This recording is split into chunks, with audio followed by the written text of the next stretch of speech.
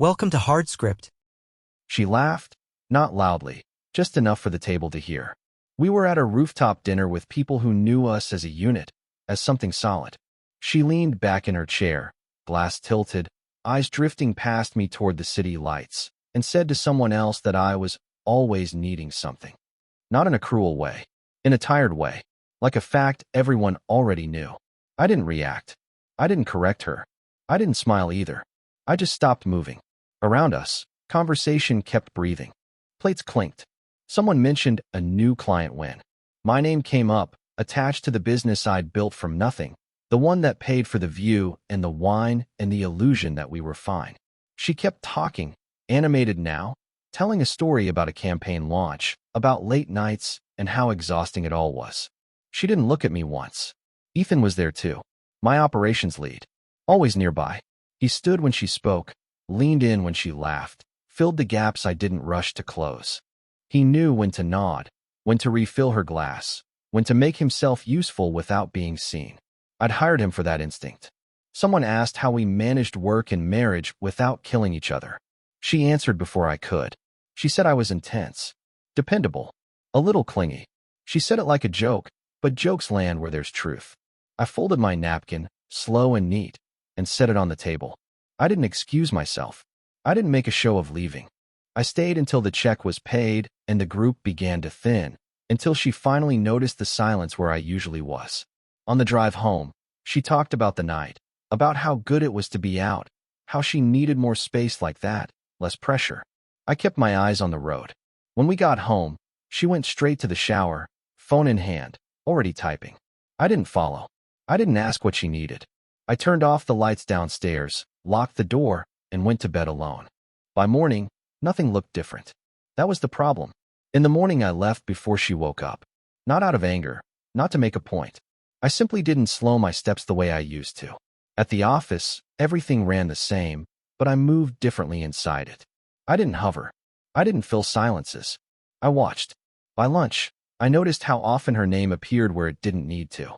Slack threads that could have been emails. Emails that turned into follow-ups. Follow-ups that became reasons to stop by her desk when she visited the office for alignment. Ethan was always there already, or he arrived too fast for coincidence. He spoke softly, deferential, the way people do when they want to be indispensable. In the afternoon, my controller asked a question about expense approvals, marketing travel, late dinners, strategy sessions that ran long. Nothing improper on paper. Clean numbers. Familiar vendors. But patterns don't need proof to introduce themselves. That evening, she didn't ask where I'd been. She talked about how drained she felt, how much emotional labor work demanded lately. She said she needed understanding, not pressure. Her phone lit up more than usual, screen angled away, thumb moving fast when she thought I wasn't looking. I didn't challenge it. I nodded once and went back to my laptop. She watched me longer than she realized, as if waiting for something. When it didn't come, she went quiet, then restless.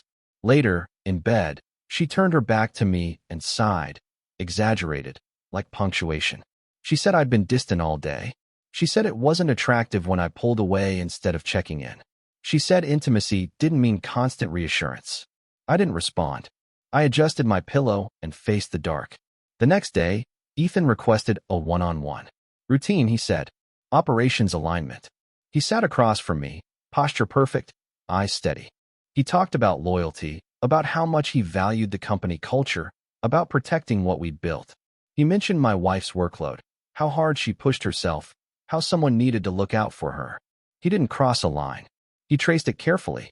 I thanked him and ended the meeting early. By evening, I'd stopped reaching for her entirely. She didn't notice. Not yet. By the end of the week, the house had learned my absence without me leaving it. I was still there, still paying attention to what mattered, just no longer volunteering myself where I wasn't requested. Dinners happened without coordination. Evenings passed with screens between us. She filled the quiet with updates I didn't ask for, then stopped when they didn't land. At work, I started seeing the margins. Not numbers. Behavior.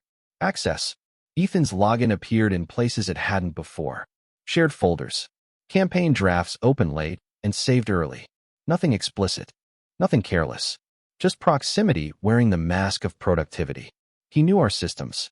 He knew where visibility thinned. I taught him that. One afternoon, I noticed a reimbursement that routed differently. Same amount as usual, different justification. A dinner that had been expensed under client relations when the client wasn't in town. The restaurant wasn't one we used for meetings. It was one she liked. Dim, quiet, easy to disappear into. That evening, she was energized in a way that didn't include me. She talked faster, laughed at nothing, moved through the kitchen like she was passing time until something better resumed. When I asked about her day, she gave me the summary version, clean and empty. Her phone buzzed once. She smiled before checking it, then caught herself and went still. I didn't ask who it was. I stepped out onto the back porch and stayed there longer than usual. When I came back in, she'd already changed and gone to bed. Later, I sat alone and opened the shared calendar we both pretended wasn't a battleground. Blocks had shifted. Commitments moved. Gaps created where I used to be. In those gaps were notes I didn't recognize. Internal sync. Strategy review. Ops alignment. I didn't confront her. I didn't screenshot anything. I didn't save files to throw back later. I just started closing doors quietly. The next morning, I canceled a weekend plan she'd assumed was locked. I said work needed me. She barely reacted, already texting, already elsewhere. That stung more than anger would have. At the office, Ethan passed my desk and gave me a look that lingered half a second too long. Not guilt. Confidence. That was when I understood this wasn't about bodies. It was about access. And I was the only one who hadn't revoked it yet. I didn't vanish. I thinned out. I stopped checking in during the day. Not as a tactic, just as a correction. If something mattered, it would find me. If it didn't, it could pass without resistance. The house adjusted again. She filled the space with noise at first, talking louder, moving faster, leaving lights on in rooms she wasn't using. When that didn't pull me back in, she shifted to irritation. She mentioned, casually, that I seemed distracted lately. She said distance made people drift. She said connection took effort from both sides. I agreed without elaborating and went back to what I was doing. The conversation ended where it began, unresolved and useless. At work, I delegated differently. Projects that once flowed through Ethan now rerouted around him. Nothing dramatic, just efficiency. He noticed. His tone changed. He asked if everything was okay. I told him the company was evolving and we all needed to adapt. That evening, she came home late. Not apologetic, not defensive, just charged, like someone who'd spent hours being seen. She moved past me without touching, talking about a meeting that ran long, about how rare it was to feel truly understood at work.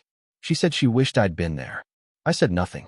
Later, I packed a small bag and told her I'd be staying near the office for a few nights. I said a project needed focus. I didn't ask permission. I didn't explain further. She froze, processing the tone more than the words. She asked if this was about her. I said no. That answer unsettled her more than an accusation would have. At the apartment, I turned off notifications. Not blocked, just muted. Messages came through anyway, stacking quietly.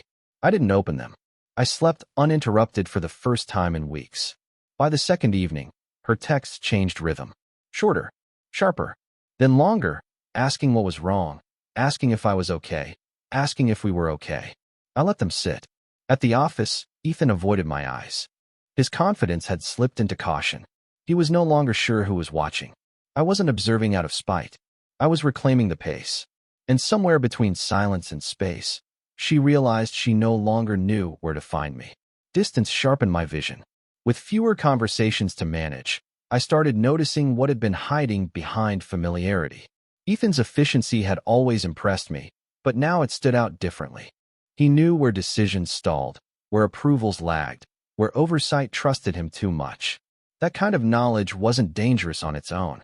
It became dangerous when paired with entitlement. I reviewed access logs without urgency, the way you do when you're not hunting but confirming. Vendor accounts linked through his credentials. A consulting firm he'd recommended months earlier, now billing hours that didn't align with deliverables. Nothing criminal. Just enough imbalance to attract attention if someone else cared to look. I didn't confront him. I adjusted permissions. I asked our external auditor to widen a routine review, framed as preparation for growth. No names mentioned. No accusations implied. Structures like mine were designed to correct themselves when pressure was applied in the right place. At home, the silence had started to echo for her. She left messages that sounded casual and landed heavy. She asked when I was coming back, then followed with updates I hadn't requested. She sent photos of dinner, of the house, of nothing in particular. Proof of presence offered too late. One evening, she showed up at the apartment unannounced. She stood in the doorway, eyes searching my face for cues. She said she felt like I was slipping away. She said she didn't know what she'd done. She said she missed how things were. I listened without correcting her version of events. I told her I needed space to think. That answer didn't satisfy her, but it ended the conversation. She left with her questions intact. The next day, Ethan was pulled into a meeting he hadn't expected. Finance, legal, process review. He came out quieter, movements tighter, confidence folded inward. He didn't look at me. He didn't need to. By evening, her texts took on a different tone. Less assured, more searching. She asked if something was wrong at work. She asked if I was under pressure. She asked if there was someone else. I didn't reply. The systems were shifting now, without my hands visible on them. And she was beginning to understand what it felt like to lose leverage without knowing where it went. The shift reached her before it reached me. It happened in rooms I wasn't in. Lunches that went quiet when she arrived. Conversations that stalled mid-sentence. People who used to lean toward her now leaned back, polite but distant, like they'd missed a memo she hadn't received yet. At the office, she stopped by unannounced more often. Not for meetings, for reassurance. She lingered near glass walls, scanning for Ethan, scanning for me. When she did find him, the dynamic had changed. He wasn't relaxed anymore. He didn't fill space. He answered carefully and kept his distance, eyes flicking toward hallways as if expecting someone else to appear. That alone unsettled her. At a small gathering with friends, someone mentioned how intense things must be at home with everything I was managing. The comment was neutral, but the pause that followed wasn't. She laughed too quickly and said we were great, that I just needed space sometimes. No one challenged her. No one confirmed it either. She noticed who didn't text her afterward. That evening, she tried to pull me back into the familiar rhythm. She sent a long message about missing connection, about how relationships drift when people stop choosing each other. She said she felt like she was fighting alone. The wording was careful, designed to provoke response without accusation. I didn't give her one. At work, the audit widened. Quietly, a vendor relationship was paused pending clarification. A recommendation Ethan had championed was suddenly off the table. He wasn't blamed. He was sidelined. The effect was immediate. His access shrank. His influence evaporated. By the time she realized something was wrong, it wasn't just between us anymore. Her sister asked if everything was okay with me. A friend asked if I was overwhelmed. Questions framed around concern, not gossip. The implication was clear. Whatever was happening, it wasn't coming from me. She came to the apartment again, unannounced, eyes sharper this time. She said people were acting strange. She said she felt exposed. She asked if I told anyone anything. I told her no. That answer landed heavier than anything else I could have said, because if I hadn't spoken, then the silence had. And silence, once it spreads, doesn't need a source to be believed. Isolation didn't arrive all at once. It settled around her in layers. She started staying home more, not because she wanted to, but because invitations slowed and then stopped. People were busy. Schedules conflicted. Messages went unanswered just long enough to feel intentional. She noticed who still had access to me and who didn't. She wasn't in that circle anymore. I moved back into the house without announcing it. My presence was functional, contained. I handled what needed handling. Groceries appeared. Bills were paid. Repairs got scheduled. I didn't ask about her day. I didn't offer mine. The house ran smoothly without intimacy, which confused her more than absence ever had. She tried to restart old rituals, cooking meals she knew I liked, sitting closer than necessary, leaving doors open that used to be closed. I acknowledged the gestures without stepping into them. Polite, distant, unavailable. At work, Ethan was gone from meetings that mattered. Not fired, not accused, just excluded. His name stopped coming up. When it did, it was in past tense. She noticed. She asked vague questions about restructuring, about growth, about whether I was under pressure. I answered with facts and no reassurance. One evening, she broke. Not loudly, not dramatically. She sat across from me and said she felt invisible. She said she didn't recognize her life anymore. She said she felt like something had slipped through her fingers and she didn't know when. I let the silence do the work. When she finally stopped talking, the quiet stayed.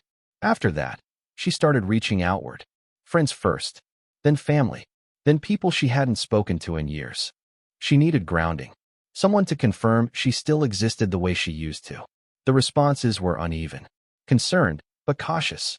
Supportive, but distant.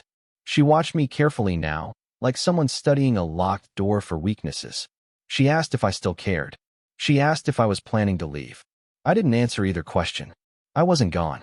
That was the part she couldn't understand. I was right there, living differently, no longer supplying what she used to draw from me without thinking. The more she reached, the less there was to grab. And for the first time, she felt the weight of a life where I wasn't holding the center together. The confrontation didn't come with raised voices or slammed doors. It came quietly, which made it harder for her to control. She waited until the house was still, until there was nothing to distract either of us. She sat across from me, posture straight, hands folded too carefully. She said we needed to talk, not like before, not in fragments. She said she felt like she was losing me and didn't know why. She said she tried giving me space, and it had only made things worse. I didn't interrupt. I didn't reassure. I let her words stack up between us. She asked if I was punishing her. She asked if I was angry. She asked if there was something she needed to fix. Each question carried the same assumption, that this was a problem she could solve if she just understood the rules again. I told her I wasn't angry. That answer threw her off. She waited for more, eyes narrowing slightly, searching for tone. When nothing followed, she pressed harder. She said intimacy mattered. She said connection didn't survive neglect. She said she'd felt alone for a long time and needed someone present. She didn't say his name. She didn't need to. The space where it belonged was loud. I told her I'd heard all of that before. She leaned forward then, urgency breaking through control. She asked what I wanted. She asked what she was supposed to do now. She said she couldn't live in uncertainty. I stood up and told her I wasn't asking her to do anything. I said I'd already made my adjustments. I said I was no longer participating in dynamics that required me to chase access to my own life. She went still. Not defensive. Not offended. Afraid. She said she didn't recognize me. She said this version felt cold. She said she missed how I used to show up no matter what. I told her that version of me showed up where he was respected. There was nothing left to say after that. She stayed seated as I walked away, watching me like someone realizing the argument had ended before it really began. That was the moment she understood she wasn't negotiating anymore. She was reacting to a decision already in motion. And for the first time, she couldn't pull me back into the center of her storm. Her collapse didn't look dramatic from the outside. There were no scenes, no public meltdowns. It looked like erosion. She started losing traction in places she used to dominate. At work, campaigns stalled. Feedback came back slower, less enthusiastic. People stopped deferring to her instincts and started double-checking them. Nothing was said outright. That was the cruelty of it. She could feel the shift without naming it. Ethan disappeared from her orbit entirely. Not a message. Not a check-in.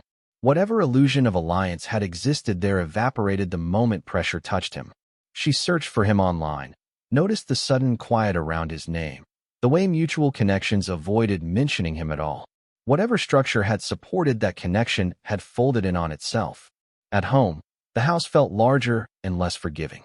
She moved through rooms like they were unfamiliar, pausing where conversations used to happen, standing too long in doorways. She tried to reinsert herself into my routines, asking about my schedule, offering help I didn't need. I accepted what was useful and ignored the rest. One evening, she came home shaken. She said she'd run into someone who asked how I was doing, commented on how calm I seemed lately, how focused. The implication was clear. My stability had become a contrast she couldn't escape. She began revisiting old memories out loud, mentioning trips, milestones, moments she'd once dismissed as predictable. She spoke about them like evidence, like reminders meant to trigger something in me. I listened without responding, letting the weight fall where it landed. The nights were the hardest for her. She slept lightly, woke often, checked her phone compulsively. Messages went unsent. Calls went unanswered. The world that had once fed her attention had narrowed to a few fragile threads. I watched all of it without stepping in. Not because I didn't see her pain, but because it wasn't mine to manage anymore. By the time she understood what she'd lost, there was no one left to blame. Not me, not work, not circumstances. Just the quiet realization that the man who had anchored everything had stopped compensating for her choices. And without that balance, everything she'd leaned on began to fall away at once. The end didn't announce itself. It arrived the way everything else had lately, without urgency. She waited until the house was quiet again, until there was nowhere for the moment to hide. She stood in the doorway of my office, not blocking it, just occupying the space like a question that had run out of patience. Her voice was steady, but the effort showed. She said she finally understood. She said she'd made choices without realizing the cost. She said she'd mistaken reliability for something that couldn't disappear. I stayed where I was. I didn't invite her in. She stepped closer and spoke softer, like volume could bridge what distance couldn't. She said she missed me. Not the routines. Not the stability. Me. She said she felt empty without my presence anchoring things, without my attention filling the gaps she'd ignored. She said she was ready to do the work now. I listened until she ran out of words. Then I closed my laptop and stood. I didn't touch her. I didn't raise my voice. I told her I believed she was sincere. I told her sincerity wasn't the same as timing. I told her I'd already learned how to live without needing to be chosen late. She asked if that was it. She asked if I was really walking away after everything we'd built. Her control finally cracked then, not into chaos, but into honesty. She said she didn't know who she was without me holding the center. I told her that was exactly the problem. I picked up my jacket and moved past her. She followed me into the hall, asking if there was anything she could say, anything she could do. I stopped at the door and turned, not to negotiate, just to be clear. I told her I hadn't disappeared. I'd simply stopped showing up where I wasn't respected. She didn't respond. She couldn't. I stepped outside and closed the door behind me. The house stayed silent. No footsteps followed. No last appeal came through the walls. I walked to my car without rushing, without looking back. For the first time in a long time, there was nothing pulling at me from behind. And that quiet wasn't empty. It was earned. Support the channel by liking, commenting, and subscribing. I promise even more interesting stories.